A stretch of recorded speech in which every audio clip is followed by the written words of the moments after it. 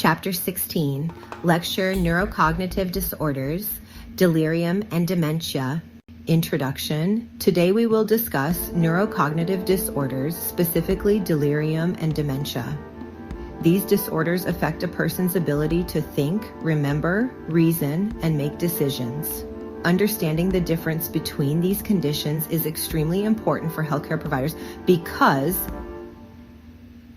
delirium is usually temporary and treatable. Dementia is progressive and typically irreversible. Recognizing the difference can save lives and improve patient outcomes. Learning outcomes. By the end of this lecture, you should be able to 1. Describe the differences between delirium and dementia. 2. Define neurocognitive disorders. 3. List the most common forms of dementia. 4. Identify common causes of delirium. 5. Describe effective treatments and nursing interventions. Neurocognitive disorders. Neurocognitive disorders include the diagnoses of delirium and dementia. In the past, the American Psychiatric Association referred to these disorders as organic mental syndromes or organic mental disorders. These conditions affect brain function and can temporarily or permanently impair a person's ability to think clearly, remember information, make sound judgments, process new information. These disorders occur most frequently in older adults, but they can occur at any age, depending on the cause. Delirium is an acute condition. It develops quickly, often over hours or days. Delirium frequently develops in response to an underlying medical condition or substance use. Common causes include prescription medication use or misuse medications that cause confusion. As a side effect, alcohol use, abuse, or withdrawal fever. Systemic illness. Examples of systemic illness include dehydration, urinary tract infection, UTI, hypoxia, electrolyte imbalance. A key point is that delirium is often reversible once the underlying cause is treated. An example of delirium, an 82-year-old patient is admitted to the hospital for dehydration after several days of diarrhea. The patient suddenly becomes confused, restless, and unable to recognize family members. After receiving fluids and treatment, the confusion resolves. This is a classic example of delirium caused by dehydration. Clicker question: which of the following is a common cause of delirium? A. Brain damage from head injury. B. Dehydration after a bout of diarrhea. C. Plaque changes in the brain. D. All of the above. Correct answer: B. Dehydration after diarrhea. Plaque changes in the brain are related to Alzheimer's disease, not delirium. Dementia. Dementia is a chronic and progressive disorder. Unlike delirium, dementia develops slowly over months or years, causes permanent brain damage, worsens over time. Dementia can be divided into two categories: primary degenerative dementia, Alzheimer's disease, secondary dementias, strokes, HIV, head injury, drug or alcohol-induced dementia. Symptoms of dementia. Dementia is not a normal part of aging, although the risk increases with age. Common symptoms include severe memory loss, disorientation, impaired attention and judgment, inability to acquire new information, impaired executive functions such as planning or problem solving. The damage occurs at the cellular level in the brain and is irreversible. Cause of Alzheimer's disease. Researchers have found chemical deposits in the brain of patients with Alzheimer's disease. These include plaques. These are deposits made from beta amyloid proteins, tangles.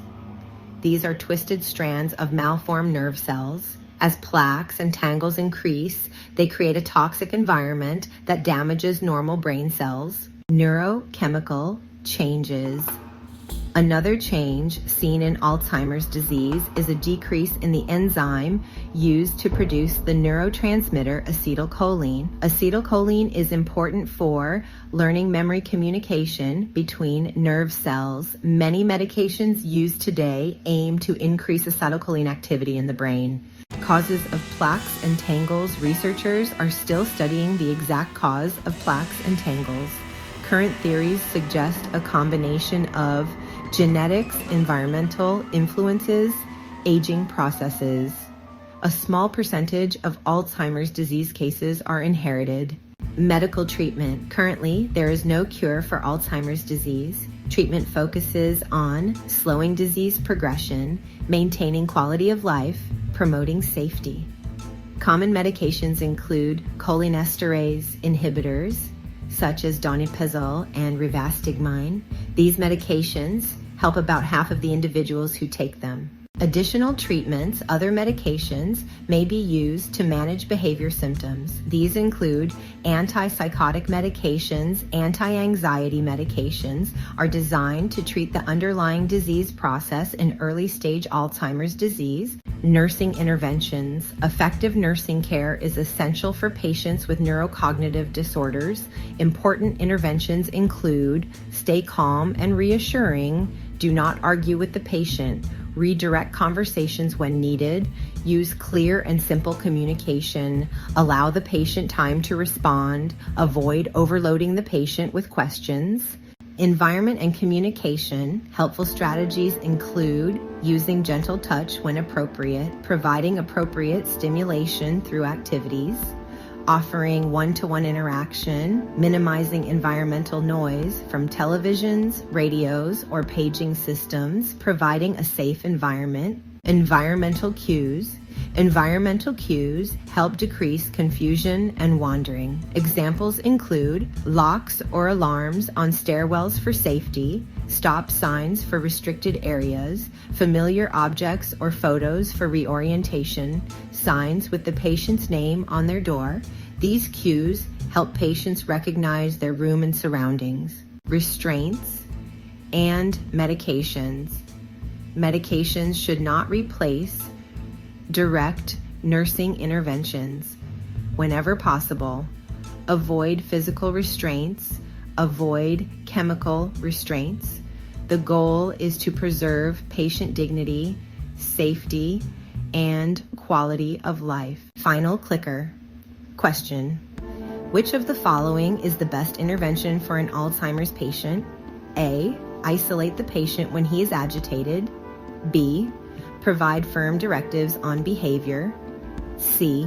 Repeatedly correct the patient on current location. D. Gently guide the patient to the next activity.